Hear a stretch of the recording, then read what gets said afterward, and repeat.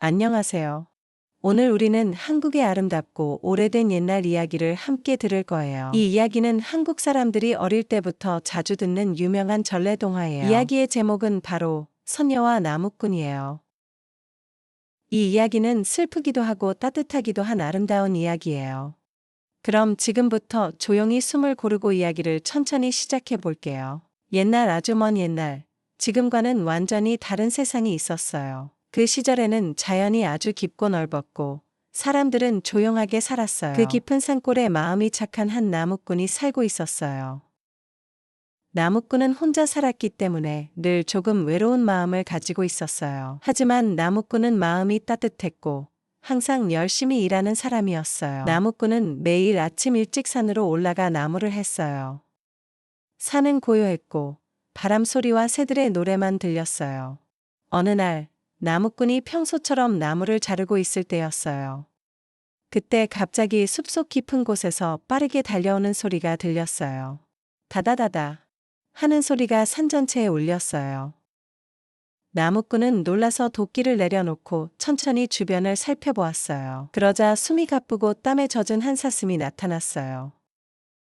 사슴은 눈이 커다랗게 뜨여 있었고 아주 무서워 보였어요. 사슴은 다리에 힘이 풀린 듯 작은 떨림을 보이고 있었어요. 사슴이 나무꾼에게 다가와 약한 목소리로 말했어요. 나무꾼님, 제발 저를 살려주세요. 너무 무서워요. 사냥꾼이 저를 뒤에서 쫓아오고 있어요. 금방 올 거예요. 제발 저를 숨겨주세요. 부탁드려요. 나무꾼은 사슴이 너무 불쌍해서 마음이 금방 약해졌어요. 나무꾼은 사슴을 살리고 싶다는 마음이 강하게 들었어요. 그래서 나무꾼은 급하게 주변을 둘러보며 숨길 곳을 찾았어요. 나무꾼은 큰 나뭇가지와 바위 사이에 공간을 발견했어요. 나무꾼은 사슴을 그곳에 조심스럽게 숨겨주었어요. 조용히 하고 있어. 절대 움직이지 마. 라고 작은 목소리로 말했어요. 얼마 지나지 않아 험상궂은 얼굴의 사냥꾼이 숲속에서 나타났어요. 사냥꾼은 숨을 거칠게 몰아쉬며 나무꾼에게 다가왔어요. 이보시오. 혹시 이 근처에서 사슴 한 마리를 보지 못했소? 나무꾼은 사슴을 지키기 위해 침착하게 대답했어요. 사슴이요? 방금 저쪽으로 뛰어가는 것을 본 것 같아요.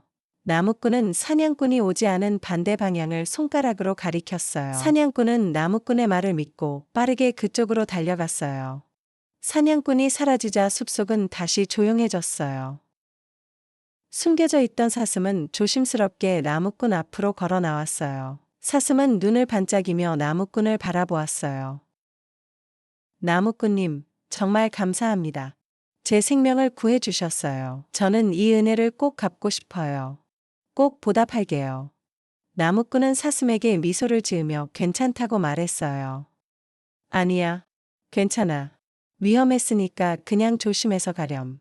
그러자 사슴이 나무꾼을 가만히 바라보며 다시 말했어요. 나무꾼님, 혹시 지금 가지고 계신 소원은 없나요? 제가 나무꾼님의 소원을 들어드릴 수 있어요.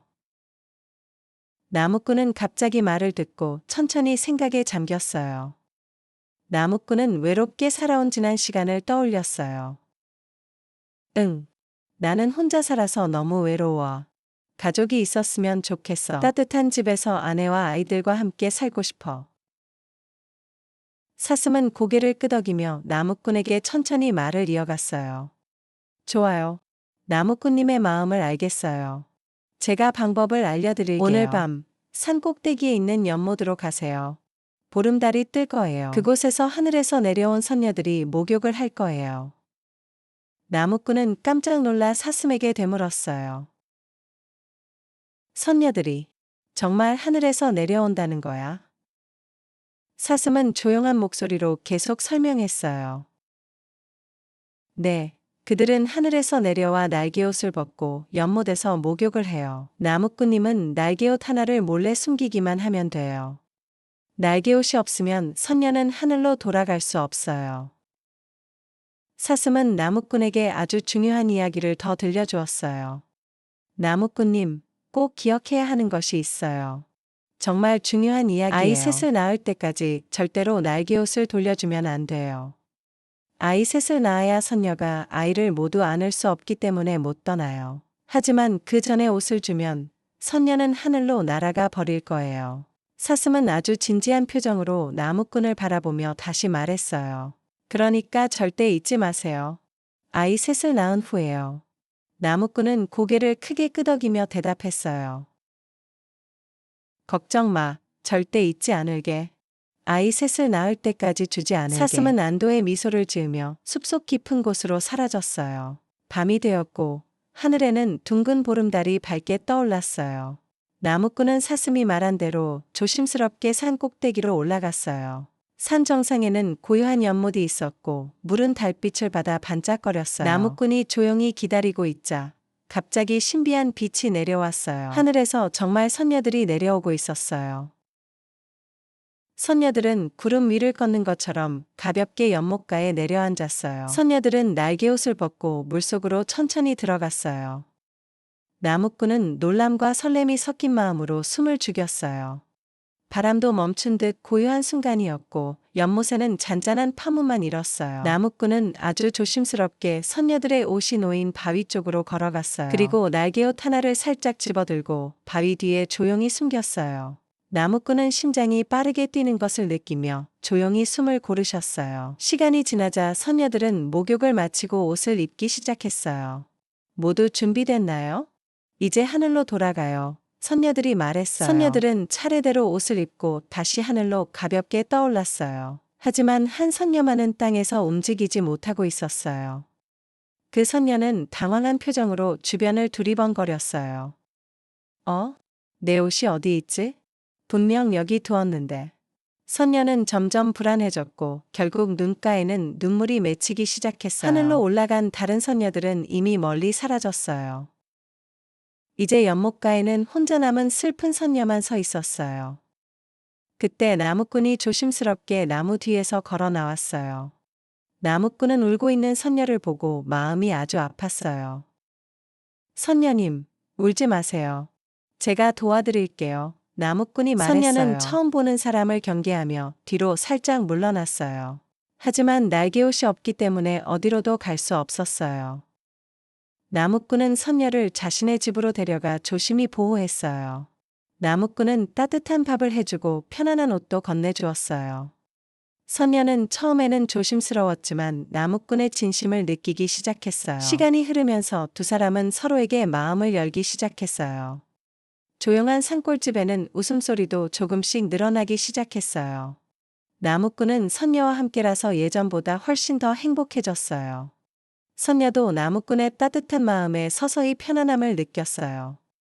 그리고 어느 날 두 사람은 자연스럽게 결혼하게 되었어요. 나무꾼은 정말 꿈만 같은 시간을 보내며 행복해했어요. 선녀도 이 새로운 삶에서 기쁨과 안정을 느끼기 시작했어요. 시간이 더 지나자 두 사람에게 예쁜 첫째 아이가 태어났어요. 아기의 울음소리는 집안에 따뜻한 행복을 가득 채웠어요. 그리고 또 시간이 흐르고 두 사람은 둘째 아이도 맞이했어요. 아이들이 웃고 뛰노는 소리로 집은 매일 활기찼어요. 나무꾼은 사슴이 했던 말을 항상 마음에 새기고 있었어요.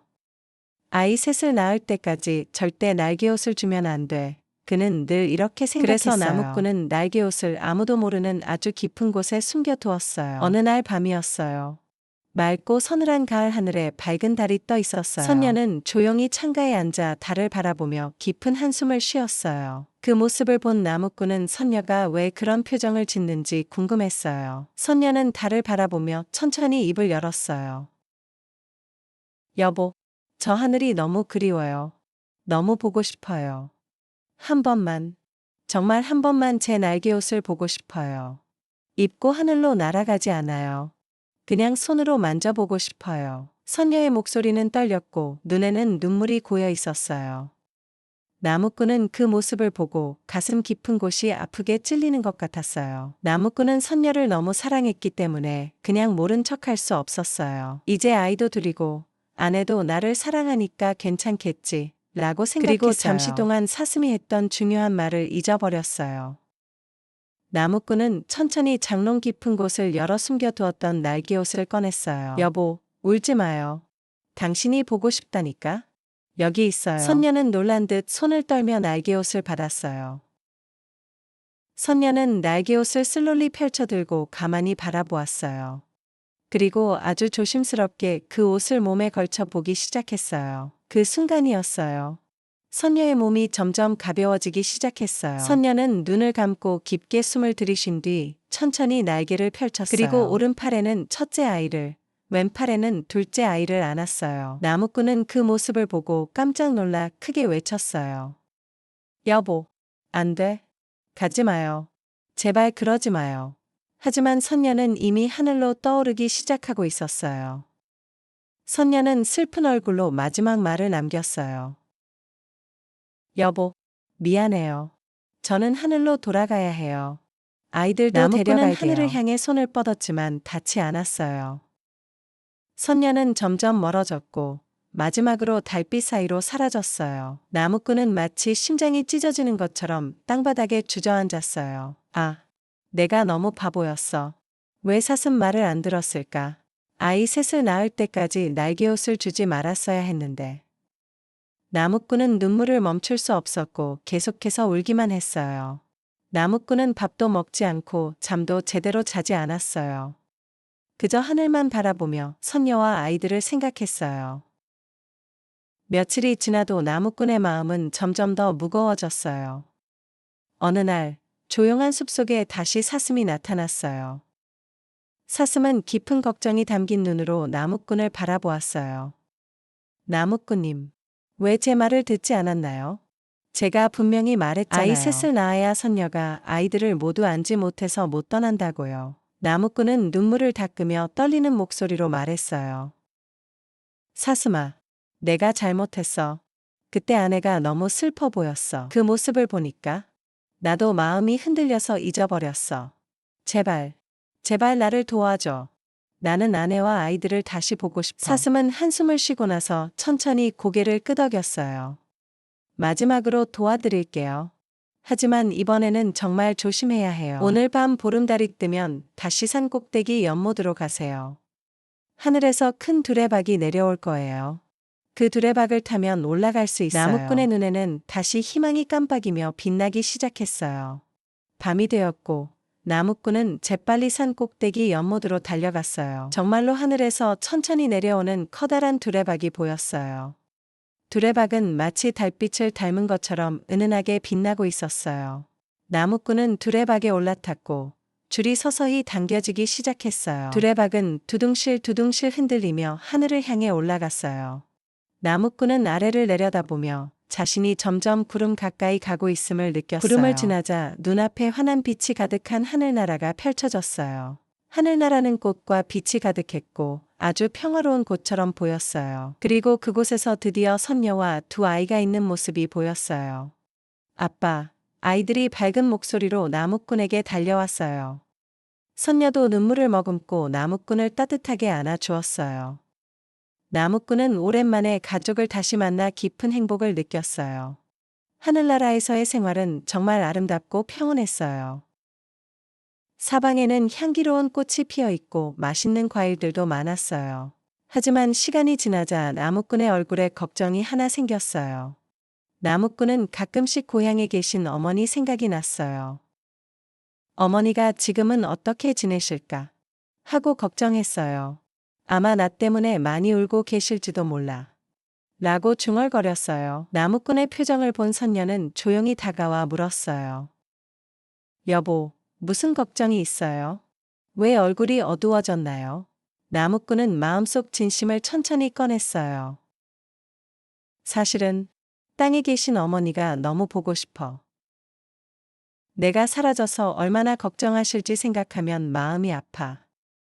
선녀는 조용히 고개를 끄덕이며 따뜻한 미소를 지었어요. 그럼 다녀오세요. 잠시 다녀오는 건 괜찮아요. 선녀는 나무꾼을 위해 특별한 천리마를 준비해 주었어요. 천리마는 날개가 달린 신비로운 말로 아주 빠르게 달릴 수 있었어요. 선녀는 아주 중요한 당부를 잊지 않고 전했어요. 여보, 이 말을 타고 땅에 다녀오세요. 하지만 절대 말에서 내려오면 발이 땅에 닿는 순간 다시는 하늘로 돌아올 수 없어요. 그러니까 절대, 절대 내리지 마세요. 꼭 약속해요. 나무꾼은 진지하게 고개를 끄덕이며 약속했어요. 알겠어. 절대 내리지 않을게. 정말 약속할게. 나무꾼은 천리마를 타고 구름 사이로 빠르게 내려갔어요. 그리고 곧바로 자신의 고향 마을에 도착했어요. 마당에는 늙고 야윈 어머니가 조용히 앉아 있었어요. 나무꾼은 말 위에서 큰 소리로 어머니를 불렀어요. 어머니, 저예요. 제가 돌아왔어요. 어머니는 깜짝 놀라며 두 눈을 크게 뜨셨어요. 아이고, 이게 누구냐? 우리 아들 아니냐? 어머니는 맨발로 달려와 아들을 꼭 안고 싶어 했어요. 하지만 나무꾼은 약속 때문에 말에서 내릴 수 없었어요. 어머니, 저는 지금 말에서 내려갈 수 없어요. 그러면 하늘로 그래도 못 돌아가요. 얼굴만 돌아가요. 보고 가려고 왔어요. 어머니는 눈물을 닦으며 떨리는 목소리로 말했어요. 아들아, 밥이라도 한 끼 먹고 가라. 오래 못 본 너를 위해 팥죽을 나무꾼은 끓였다. 결국 어머니의 부탁을 거절하지 못했어요. 네, 어머니. 그럼 팥죽만 먹고 바로 갈게요. 어머니는 뜨겁게 김이 나는 팥죽을 그릇에 담아왔어요. 나무꾼은 말 위에서 두 손으로 그릇을 조심스럽게 받았어요. 하지만 팥죽은 너무 뜨거웠고 손바닥이 순간적으로 화끈거렸어요. 나무꾼은 깜짝 놀라 그만 팥죽 그릇을 놓치고 말았어요. 뜨거운 팥죽이 말의 등에 쏟아지면서 말이 크게 놀랐어요. 힝! 하고 울며 말은 갑자기 날뛰기 시작했어요. 나무꾼은 중심을 잃고 말에서 떨어지고 말았어요. 쿵! 하고 바닥에 떨어지는 순간 나무꾼의 발이 땅에 닿아 버렸어요. 그 즉시 천리많은 구름을 향해 날아올라 하늘로 사라졌어요. 안 돼. 제발 가지 마. 돌아와. 나무꾼은 소리쳤어요. 하지만 말은 이미 구름 너머 멀리 사라지고 보이지 않았어요. 나무꾼은 하늘을 바라보며 울부짖었어요. 여보, 아이들아. 하지만 아무 대답도 들리지 않았어요. 나무꾼은 다시는 하늘나라로 갈 수 없게 되었어요. 그 후로 나무꾼은 매일 산에 올라가 하늘만 바라보며 울었어요. 꽃기요, 꽃기요 하는 소리가 산에 울려 퍼졌어요. 사람들은 그 소리가 나무꾼의 슬픈 울음소리라고 말했어요. 나중에 사람들은 나무꾼이 죽어서 수탉이 되었다고 믿었어요. 그래서 수탉은 항상 지붕 위에 올라가 하늘을 바라본대요. 그리고 하늘을 향해 외친다고 해요. 꽃기요, 하늘로 가고 싶어요. 꽃기요, 내 가족이 보고 싶어요. 하고 말이에요.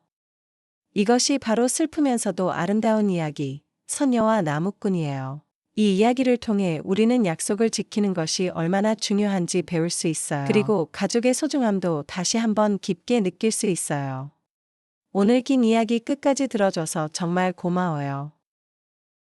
다음에도 재미있고 쉬운 한국 옛날 이야기로 다시 만나요. 안녕히 계세요.